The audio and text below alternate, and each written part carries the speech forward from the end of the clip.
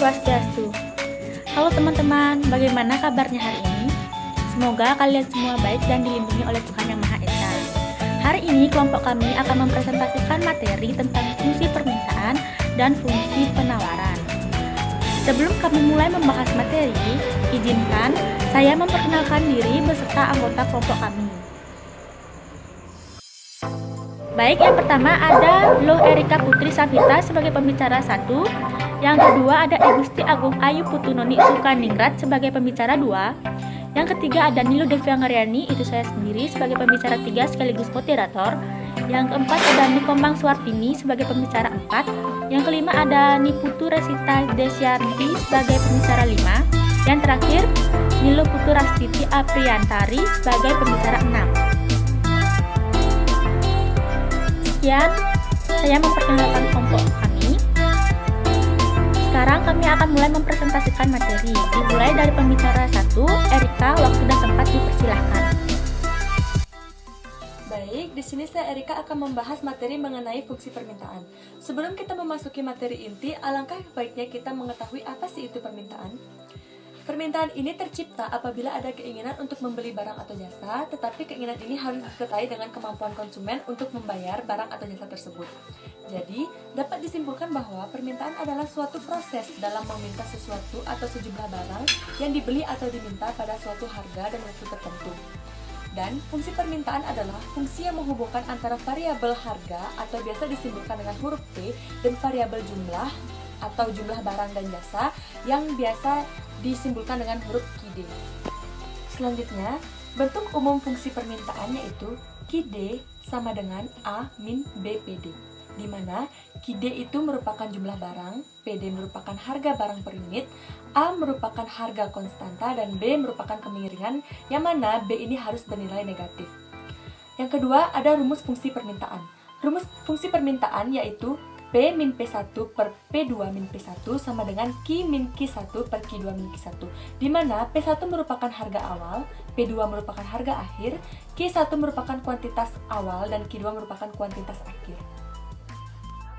Di sini saya akan menjelaskan mengenai permintaan. Fungsi permintaan menunjukkan hubungan antara jumlah produk yang diminta oleh konsumen dengan harga produk.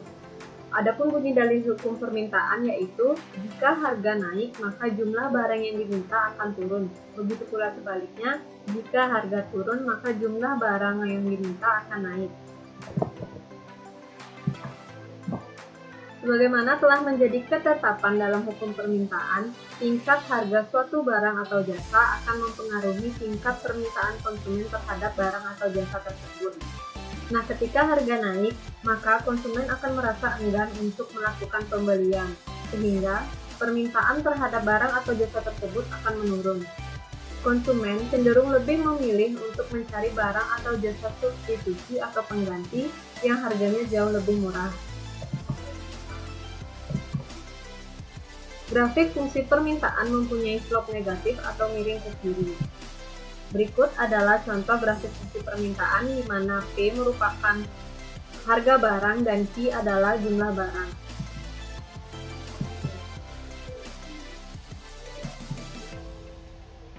Nah, berdasarkan grafik, kita akan melihat jika harga barang atau P naik, maka jumlah barang atau Q menurun.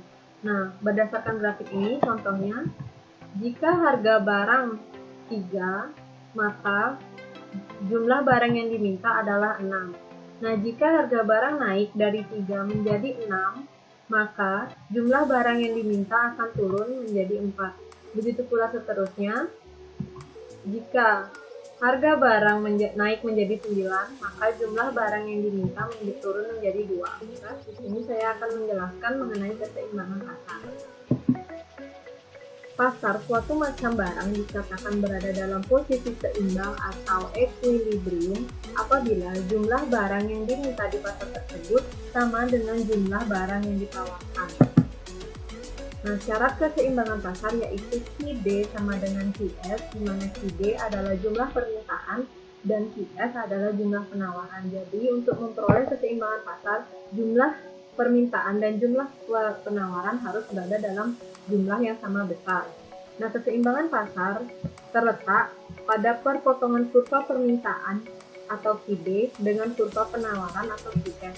Nah, berikut adalah contoh dari grafik keseimbangan di mana garis berwarna kuning merupakan kurva penawaran dan garis berwarna hitam merupakan kurva permintaan, kemudian menghasilkan titik potong yaitu titik E yang merupakan titik keseimbangan yang terdapat PE yang merupakan harga keseimbangan dan QE yang merupakan jumlah keseimbangan. Selanjutnya, menentukan keseimbangan pasar. Misalnya diketahui fungsi permintaan ditunjukkan dengan persamaan QD sama dengan 10 min 5P dan fungsi penawaran ditunjukkan dengan persamaan QS sama dengan min 4 plus 9P. Nah, berapakah harga dan jumlah keseimbangan yang tercipta di pasar? Untuk menentukan jumlah keseimbangan pasar digunakan rumus QD sama dengan QS. Nah, untuk menjawabnya, QD merupakan fungsi permintaan sesuai pada soal yaitu 10 min 5P dan QS adalah fungsi penawaran sesuai soal yaitu min 4 plus 9P. Kemudian diperoleh 10 min 5P sama dengan min 4 plus 9P. Kemudian 5P ditambah dengan 9P diperoleh 14P dan 10 ditambah 4 diperoleh 14. Kemudian 14P sama dengan 14 diperoleh nilai P atau PE sebesar 1. Kemudian, nilai P yang sudah diperoleh ini disubstitusikan ke salah satu fungsi. Nah, di sini disubstitusikan ke fungsi permintaan yaitu 10 sama dengan 5P. Nah, nilai P di sini diganti dengan nilai P yang sudah diperoleh sebelumnya yaitu 1. Kemudian diperoleh 10 min 5. Maka diperoleh nilai Q yaitu 5 atau nilai PE. Kemudian, maka harga dan jumlah keseimbangan pasar diperoleh PE yaitu 5,1. Selanjutnya, menentukan grafik keseimbangan pasar. Nah, berdasarkan soal sebelumnya, diketahui permintaan QD sama dengan 10 min 5P dan fungsi penawaran QS sama dengan min 4 plus 9P dan diperoleh titik keseimbangan E yaitu 5,1. Nah, berikut adalah gambar grafik keseimbangan pasar berdasarkan soal sebelumnya. Nah, di mana garis yang berwarna kuning merupakan fungsi permintaan QD sama dengan 10 min 5P dan garis berwarna hitam adalah fungsi penawaran QS sama dengan min 4 plus 9P. Nah, perpotongan kedua garis ini kemudian menimbulkan titik keseimbangan yaitu titik E yang terletak pada koordinat 5,1. Nah, di mana 1 ini merupakan PE atau harga keseimbangan dan 5 merupakan QE yaitu jumlah keseimbangan. Sekian materi yang dapat saya sampaikan. Selanjutnya akan dilanjutkan oleh teman saya. Terima kasih. Baik, di sini saya mempunyai contoh soal dan pembahasan tentang fungsi permintaan. Yaitu di sebuah restoran cepat saji, harga hamburger adalah 20.000 dan kuantitasnya yang diminta adalah 100 buah. Ketika harga hamburger naik menjadi 25.000, kuantitasnya yang diminta turun menjadi 50 buah. Fungsi permintaannya adalah, hal pertama yang harus kita lakukan adalah mencatat hal-hal yang sudah diketahui. P1 yang merupakan harga pertama yaitu 20.000 dan P2 yang merupakan harga kedua yaitu 25.000. Q1 merupakan kuantitas pertama yaitu 100 buah. T2 merupakan kuantitas setelah harga naik yaitu 50 buah. Setelah itu dimasukkan ke dalam rumus permintaan yaitu P min P1 per P2 min P1 sama dengan Q min Q1 per Q2 min Q1 dimasukkan sesuai gambar seperti gambar. Kemudian mendapatkan hasil P min 20.000 per 5.000 sama dengan Q min 100 per min 50. Setelah itu dikali silang. Setelah dikali silang mendapatkan hasil min 50P ditambah 1 juta sama dengan 5.000 Q min 500.000. Kemudian min 500.000 dipindahkan ke ruas kiri menjadi plus. Jadi 50P ditambah 1.500.000 sama dengan 5.000 Q. Kemudian kita balik jadi 5.000 Ki sama dengan min 50P ditambah 1.500.000. Kemudian 5.000 Ki itu 5.000 nya dipindah luaskan ke kanan menjadi min 50P plus 1.500.000 dibagi 5.000 dan mendapatkan hasil min 0,01P ditambah 300. Jadi fungsi penawarannya adalah QD sama dengan min 0,01P ditambah 300 atau QD sama dengan 300 min 0,01P. Itu sama saja hasilnya, artinya ya. Dilanjut dengan latihan soal. Kami mempunyai satu latihan soal. Semoga kalian dapat mengerjakan latihan tersebut dan selamat mencoba. Nah, selanjutnya ada fungsi penawaran. Sebelum membahas mengenai fungsi penawaran, kita harus tahu apa sih penawaran itu. Jadi penawaran atau supply merupakan kuantitas barang dan jasa yang tersedia dan ditawarkan oleh produsen kepada konsumen pada setiap tingkat harga selama periode tertentu. Ada beberapa faktor yang menentukan kuantitas penawaran seperti harga bahan baku dan jumlah produsen di pasar. Nah, selanjutnya ada pengertian dari fungsi penawaran. Fungsi penawaran merupakan fungsi yang menunjukkan hubungan antara harga barang yang ada di pasar dengan kuantitas penawaran yang ditawarkan oleh produsen.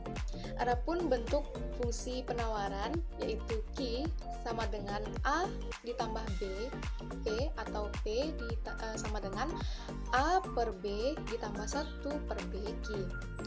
A dan B adalah konstanta di mana B harus bernilai positif. B adalah harga barang yang ditawarkan, sedangkan Q adalah jumlah barang yang ditawarkan. Berikut merupakan rumus fungsi penawaran, yaitu P dikurangi P1 per P2 dikurangi P2, sama dengan Q dikurangi Q1 per Q2 dikurangi Q1. P1 merupakan harga awal, P2 harga akhir, Q1 adalah kuantitas awal, dan Q2 adalah kuantitas akhir. Untuk lebih memahaminya, selanjutnya akan dijelaskan oleh teman saya. Sekian dari saya, terima kasih. Halo semua, nah di sini saya akan menjelaskan mengenai hukum penawaran. Sebelumnya, apakah kalian sudah tahu apa itu hukum penawaran? Jika belum, yuk kita simak sama-sama penjelasan mengenai hukum penawaran. Yang pertama, pengertian dari hukum penawaran. Hukum penawaran adalah teori yang terkait dengan penawaran. Salah satu contohnya ialah jika harga barang tinggi, tentu jumlah barang yang akan dijual lebih banyak. Sebaliknya, jika harga barang lebih rendah, maka jumlah barang yang akan dijual atau ditawarkan akan semakin langka. Tidak mungkin ketika harga mahal, barang yang dijual sedikit. Justru jumlah barang lebih banyak karena jarang dibeli konsumen. Begitu juga sebaliknya, tidak mungkin barang yang harganya murah, jumlah barangnya banyak. Karena barang pasti langka disebabkan banyak diborong oleh konsumen. Kemudian, penjelasan mengenai bunyi hukum penawaran. Hukum penawaran memiliki arti keterkaitan antara tingkatan harga tertentu dengan barang yang akan dijual atau ditawarkan. Ini telah menjadi pakem yang pasti dan telah menjadi regulasi tidak tertulis yang tidak bisa dicegah, karena resikonya ialah pemilik akan mengalami kerugian. Dengan demikian, bunyi dari hukum penawaran berbunyi, jika harga barang yang ditawarkan naik, maka jumlah barang yang ditawarkan pun akan bertambah, dan sebaliknya, jika harga barang turun, maka jumlah barang yang ditawarkan pun akan berkurang. Kemudian, ada pun beberapa contoh dari hukum penawaran. Contoh pertama, saat harga bawang merah naik, maka produsen akan menaikkan jumlah produksi bawang merah yang ditawarkan supaya meraup keuntungan yang lebih besar. Contoh kedua, minat masyarakat terhadap smartphone sangat tinggi dan harganya pun cukup tinggi, sehingga produsen akan meningkatkan intensitas penawaran supaya mendapatkan omset yang lebih besar. Contoh ketiga, setelah hari raya, minat masyarakat terhadap sirup menurun, sehingga produsen akan mengurangi intensitas penawaran supaya tidak mengalami kerugian. Nah, sekian penjelasan mengenai hukum penawaran. Materi selanjutnya akan dijelaskan oleh teman saya. Di sini saya akan memaparkan materi tentang contoh soal dan pembahasan fungsi penawaran. Di sini saya akan mengambil materi contoh soal, yaitu pada saat harga 40 per unit, jumlah penawarannya 10 unit. Dan ketika harga 60 per unit, jumlah penawarannya 20 unit. Tentukan fungsi penawarannya. Diketahui P1 atau harga awalnya yaitu 40 dan P2 atau harga akhirnya 60. Q1 atau kuantitas barangnya 10. Q2 atau kuantitas akhir yaitu 20. Ditanya QS atau banyaknya unit barang yang ditawarkan. Rumusnya P min P1 per P2 min P1 sama dengan Q min Q1 per Q2 min Q1. Di sini kita tinggal memasukkan angkanya saja, yaitu P min 40 per 60 per 40 sama dengan Q min 10 per 20 min 10 menjadi P min 40 per 20. Jadi 20 nya ini dapat dari 60 kurang 40 sama dengan Q min 10 per 10 per 20 min 10 menjadi P min 40 per 20. Jadi 20 nya ini dapat dari 60 kurang 40 sama dengan Q min 10 per 10. Jadi 10 nya ini dapat dari 20 kurang 10. Dilanjutkan 20 Q min 200 sama dengan 10P min 400. 20 Q min 10P min 400 plus 200. 20 Q sama dengan 10P min 200. Q sama dengan 10P min 200 per 20. Q sama dengan 0,5P min 10. Q sama dengan min 10 plus 0,5P atau Q min 10 plus 0,5P.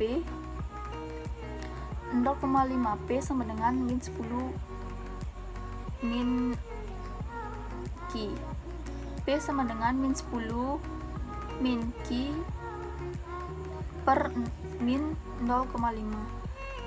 P sama dengan 20 plus 2Q. Jadi fungsi penawarannya adalah QS sama dengan min 10 plus 0,5P atau PS sama dengan 20 plus 2Q. Sekian dan terima kasih. Jadi di slide akhir itu ada soal dan kalian bisa mencobanya. Semoga berhasil.